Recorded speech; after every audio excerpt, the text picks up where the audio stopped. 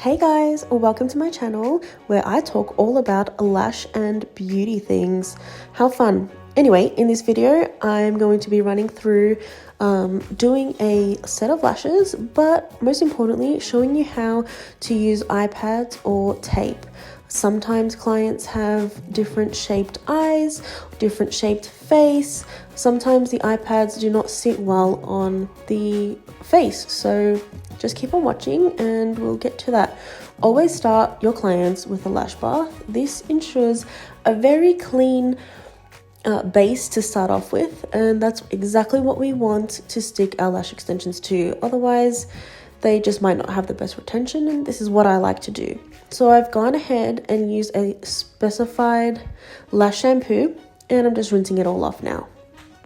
Next, I'll use a fan and gently brush the lashes with a spoolie. This ensures that all the lashes are separated and fully dried through. This is very important before applying lash extensions. So first we'll try some eye pads. There always comes 2 in one packet. This is obviously for each eye. And I like to place the thinner side where the inner corner goes of the eye and the thicker part of the iPad towards the outer. So you just want to peel the iPad off the piece of plastic, and you can get your client to look back at you. By doing so, it creates a lot of space necessary to put the iPad down. You just hold it in the inner corner and adjust the outer corner as needed. And then we will do the exact same thing on the other eye.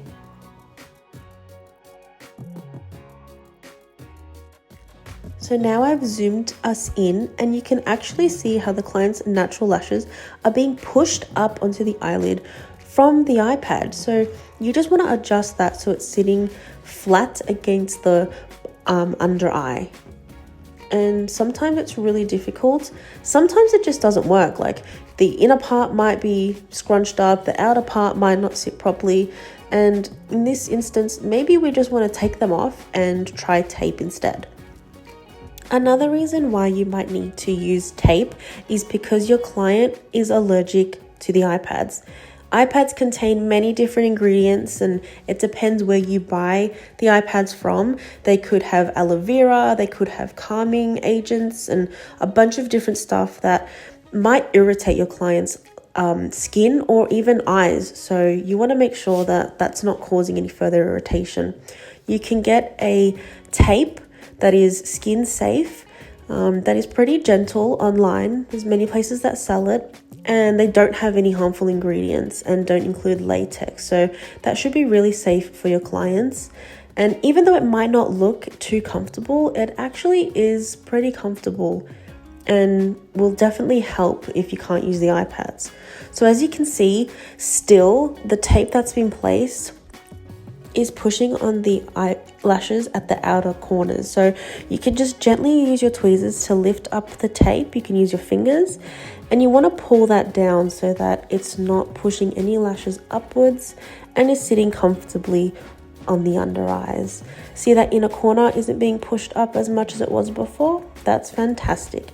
And you want to pull back the eyelid and just check that the tape isn't actually in the waterline or touching your client's eyeball, because that will also cause further irritation and pain and discomfort. And you don't want that for your client, especially as your lash set might take a couple hours, could take even longer if you're a beginner. So we'll do the exact same thing to the other eye, and you can use as much tape as needed. Usually 2 to 3 pieces should be enough. There is no need to use any more beyond that.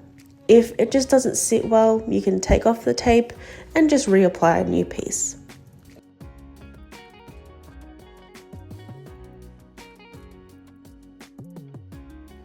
Now, this client has hooded eyes, which means that her eyelids droop a little bit more, and we can just use tape to pull that eyelid back so it helps us get a better access to the natural lashes. And if you have a look on the other eye, you'll see that skin move up forward. There we go. And there's so much more space for us to work with. You don't have to do this with all your clients. You might want to try this with clients that have hooded eyes. It helps a treat. But one thing to remember is that you always want to use a little mirror, see, and just check that you do not see any eyeball visible. Sometimes when you use tape to lift the skin back, you're actually lifting up the eyelid a bit too much, and that will expose the eyeball. Once that happens, the eyeball is then exposed to fumes and chemicals, and that will also cause irritation. Now, this is just a primer. It's totally up to you if you want to use one. I do. I love it. I think it's great. Give it a go. Next, I like to do mapping, and what that means is writing down on the iPads or the tape the lengths that you're going to use in the sections that you're going to use them. So as you can see, I'm writing lengths 9, 10, 11, 12, and 13. And this is in the cat eye style, where the shorter length is at the inner corner and the longest length is at the outer corner. So you can use both of your tweezers to help isolate each individual natural lash. And right here, I'm holding with my left hand the tweezers, isolating one lash, and then applying a volume fan onto that single lash.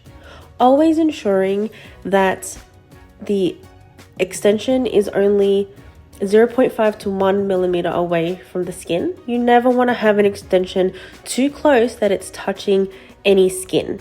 So the same thing again, we'll pop an eyelash on. There we go. So that's on that one individual natural lash. And we'll do that again. So that one is isolated right there. You want to dip your extension in a glue and then place it on top or underneath, making sure that it's away from any skin. So we'll just zoom in a little bit more so you can see it a bit clearer. You can use 2 tweezers to isolate, and you've got one in the middle there, which is great.